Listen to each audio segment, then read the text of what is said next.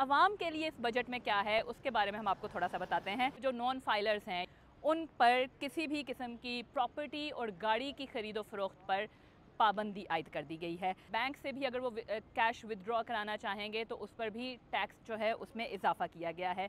जो federal government के employees हैं उनकी तनख्वाहों में इजाफा किया गया है, उनकी सैलरीज़ में 10% का इजाफा है, जबकि जो पेंशन्स हैं उनकी उसमें 7% का इजाफा है। एक तरफ जहां डिफेंस का बजट है उसमें 20% का इजाफा किया गया है। पिछले साल ये इजाफा 18% था, जबकि जो आर्म्ड फोर्सेस के अफसरान हैं और जो सिपाही हैं उनके लिए एक स्पेशल अलाउंस का भी ऐलान किया गया है।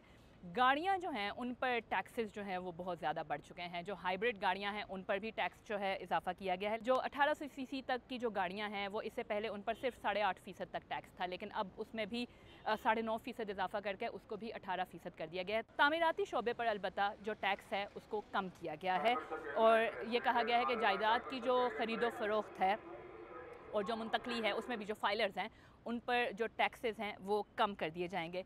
अलबत्ता सोलर पैनल्स जो हैं जो कि बहुत ज़्यादा यूज़ किए जा रहे हैं उन पर इजाफी टैक्स जो है वो लगा दिया गया है।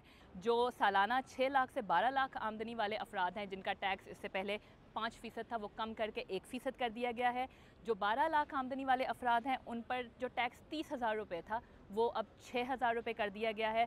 22 लाख तक की आमदनी के जो अफराद हैं उन पर टैक्स की शरह जो है वो 15% से कम करके 11% कर दी गई है और जो 22 से 32 लाख तक की तनख्वाह सालाना कमाते हैं उन पर जो टैक्स है वो 25% से कम करके 23% कर दिया गया है।